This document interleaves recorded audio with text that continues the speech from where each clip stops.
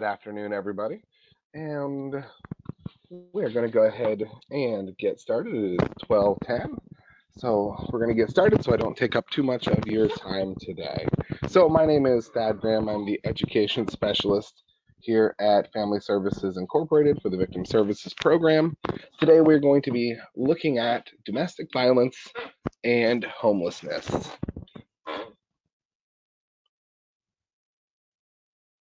And of course, our mission is to provide resources to build healthier relationships and promote personal growth. And our vision is to engage with the communities to meet the needs of their most vulnerable members. So before we get started, we are going to define domestic violence quickly. I know if you've gone through a couple of my webinars before, you've seen this slide 100 times, but it's always important to understand what we're talking about. So domestic violence is a pattern of coercive behaviors used by one person to gain power and control over another person, whether that's an intimate partner or a familial relationship. Many terms are used interchangeably to describe and discuss domestic violence. It may be also referred to as abuse, domestic violence, battery, intimate partner violence, or family, spousal, relationship, or dating violence. According to the CDC, 1 in 4 women and 1 in 7 men have experienced physical abuse from an abusive intimate partner. And domestic violence can be characterized by many types of abuse. It is not just the black eye, it is not just the physical abuse that we think of when we think domestic violence. Any of these types of violence and abuse may occur in a domestic violence situation. This includes emotional abuse, physical violence, stalking, sexual violence, financial abuse, and of course, verbal abuse as well. Like I said before, it is all about gaining power and control over an individual to demoralize, to demean them, and gain that power and control over somebody. So you've seen this before. It is the power and control wheel. And today, when looking at domestic violence and homelessness, we are going to be looking at a couple specific sections out of the power and control wheel when it comes to domestic violence and homelessness. So domestic violence and housing, domestic violence and homelessness. Domestic violence is the leading cause of homelessness for women and children. There was a study done about 10 years ago, and it found that 1 in 4 women who were homeless because of domestic violence and or because of physical abuse at home. Fear of homelessness is the biggest reason that victims do not leave abusive relationships. Now, we know that it takes a victim, a survivor, up to 11 times to finally leave that abusive relationship. Often it is because of a lack of or options when it comes to housing. She has nowhere else to go. And we'll talk about that here in a little bit. But, when it comes to leaving, where is she going to go? She has nowhere to go. She's going to be homeless, and that presents many problems for herself and if she has children. So, like I said, we're going to look at the power and control wheel when talking about these because they go hand in hand. Financial abuse and isolation keep them relying on the abuser. They literally cannot go anywhere if they wanted to. They have no money. They're not allowed to work. The abuser controls all of the money. Even if they are allowed to work or they are the provider for the household, they don't control the money. They don't see the money. They have no control or access to those funds. If they are given funds, they're for a specific reason, and often they have to present receipts. How was this money spent? They have no ability to just go. Oftentimes, the abuser pays the bills, and it's in quotations because they may not pay the bills. The bills may be in the victim, the survivor's names. The abuser may decide that they're angry at them this month and they're not going to pay the electric bill. They're not going to pay the water bill. When they've left, of course, they're not going to pay those bills. So it becomes a very large problem for these survivors. Not only do they have no money and no ability to control the money, they're not allowed to work, but the bills are in their name, and the abuser decides to stop paying those bills at any point. So once they do get their own facility, their own house, their own apartment, it's often a struggle to get approved and to also then get the electric turned on in their name, get the water turned on in their name, because they already have a bill, they haven't paid it for 6 months, and now they owe an obscene amount of money. Um, they have no transportation. They're isolated away from family and friends. They have no support system. And of course, this is on purpose. They also have no ability to transport themselves. In Blair County, we don't have a very robust public transportation system. So we drive everywhere. Oftentimes, they don't have a car. And even if they have access to the family car, that car is not in their name. That insurance is not in their name. So if they take it, the abuser is going to report it as stolen, and then they're going to be in trouble. They're going to get arrested. They're going to be stopped. It's going to be more problems for them. When we look at the power and control wheel, preventing her from getting or keeping a job, preventing her from making money, giving her an allowance, taking her money, not letting her know or have access to family income. Using isolation is controlling what she does, who she sees, talks to, what she reads, where she goes, and limiting her outside involvement. Using jealousy to justify their actions. They have no support system. They have no one they can reach out to, and they have no way to get away. If they are going to leave, they are going to be on the streets. They are going to be cold, alone, and of course, most likely with children.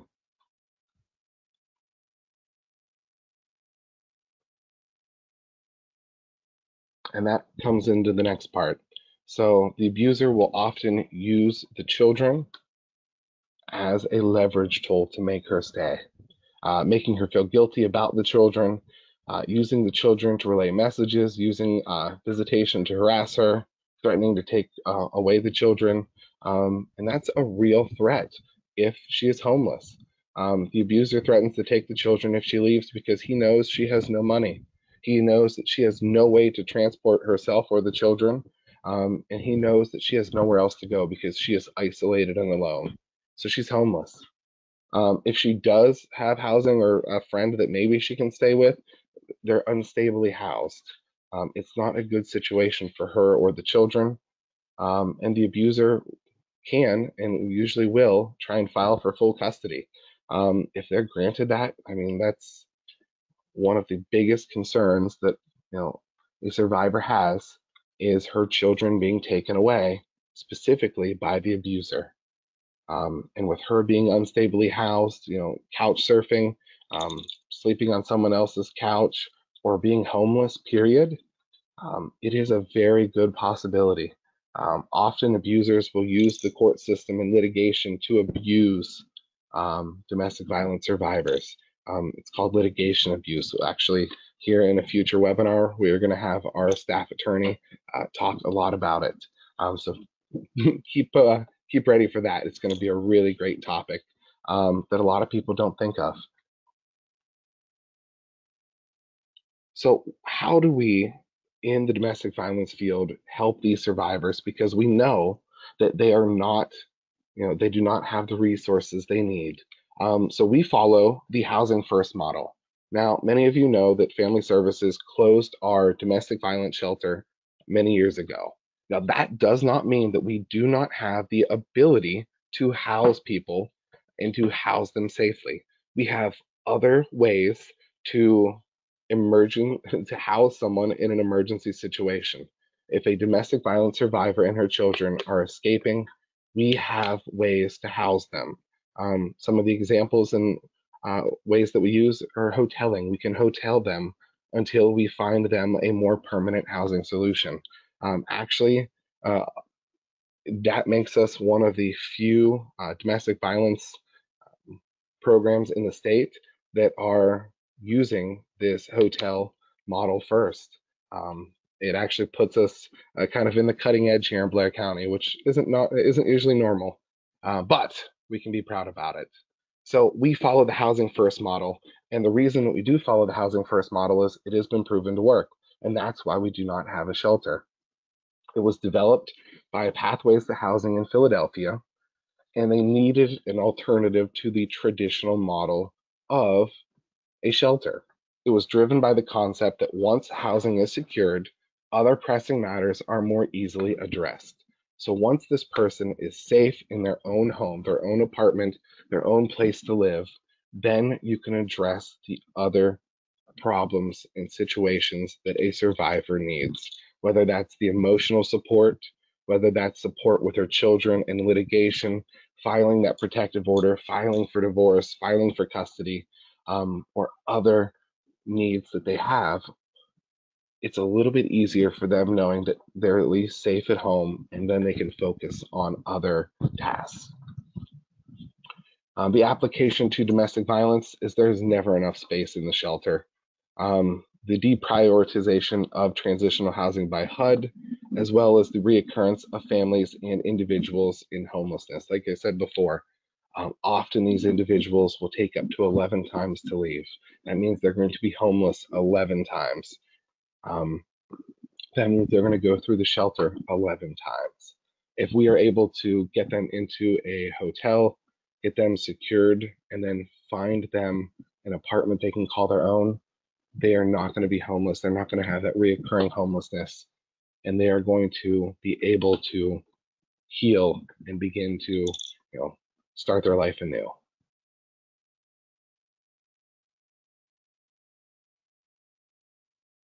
We are focused on getting survivors into secure housing as quickly as possible, so we don't need a shelter. Providing survivors with supportive services to better their chances for success. We do have multiple services to help survivors when dealing with homelessness. I mentioned our attorney earlier. We have a civil attorney on staff that helps with the divorce filings, helps with custody filings. That is income based, but is also free. It allows these survivors to worry about, not having to be housed and not having to worry about other issues like legal proceedings. We want to provide survivors with supportive services. We also have many supportive services to assist within the housing first model. We understand that a lot of times they do not have money to pay for rent. They don't have money to pay for a security deposit. So we can offer financial assistance. We have multiple pots of money to pull from, whether that is rapid rehousing that can provide a security deposit and 3 months rent. Depending on the situation, it can even provide up to 12 months rent for this survivor. We also have other monies to help pay for security deposit and 1 month's rent. We can assist in paying past rent, past due utility bills, as well as storage units and U-Hauls. Now, let's say that the survivor isn't from around here. She's been isolated in central Pennsylvania and she wants to go back home. We can assist her in that move as well. So we have multiple different ways to help this survivor get the support that she needs or he needs so that they can be successful. We also want to remember, especially for someone who could be a landlord, the HUD Rule on VAWA 2013. All individuals have a right to a home without fear of violence. Expansion of the housing protections increases for safe housing. Safe housing reduces the risk of homelessness. It seeks to decrease evictions, denials of housing assistance, and instances of fleeing for survivors experiencing violence in their homes. Status as a survivor of domestic violence or sexual assault cannot be used as a reason to evict someone, nor deny them access to housing. Applicants cannot be denied housing based on factors that are a direct result of domestic violence, such as poor credit or poor rental history. Like I said before, they do not control the money. They do not control how those bills get paid. They do not control if those bills are put in their name or not. Those are all out of their control and cannot and should not be used against them. A lot of these people, they need a little bit of help. And that little bit of help goes a long way to helping them regain that power and control over their own lives and start to rebuild.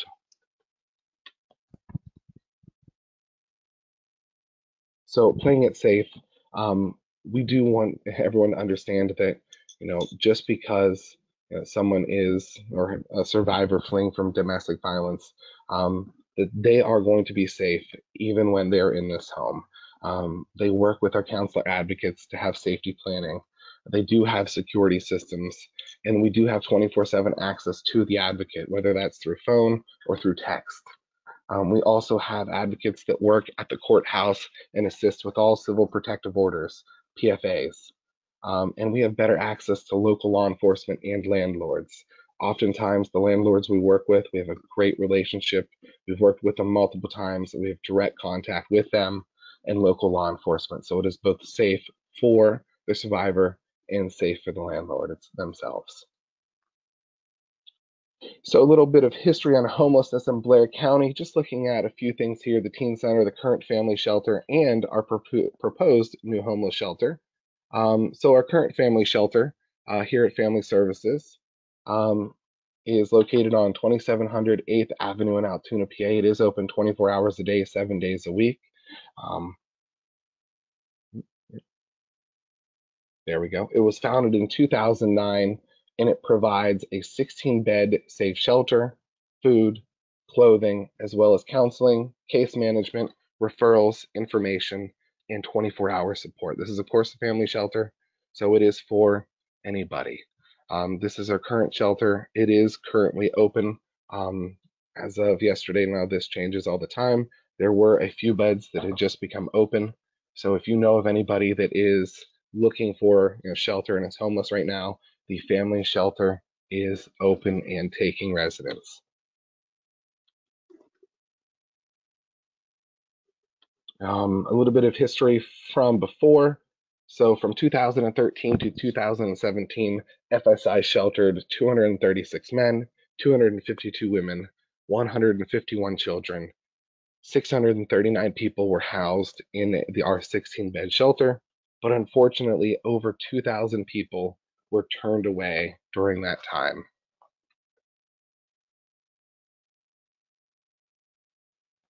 As of the fiscal year 2019, we sheltered 212 individuals. We provided 5,124 days of shelter, and we turned away 788 individuals who were homeless in 1 year. So how are we trying to fix this problem?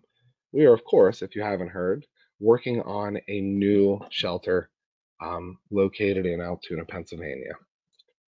So there's some drawings and information, and it will be a 35-bed shelter. It will have a second floor that consists of 6 two-bedroom apartments for low to moderate income residents. It will have additional resources that will be available on site, not just the ones that we already provide. We will be able to provide additional resources, including job readiness, additional counseling, blood pressure and health screenings, as well as various other services provided by our partner agencies. If you would like more information on our family or our proposed new homeless shelter, please contact Lisa Han, our executive director. Her email is linked there below. If you want to talk to her in person, all you have to do is call our 1-800 number or our local number there at the main office. And please feel free to reach out to her. We are accepting donations, so if you would like to donate or more information on it, please feel free to reach out to her.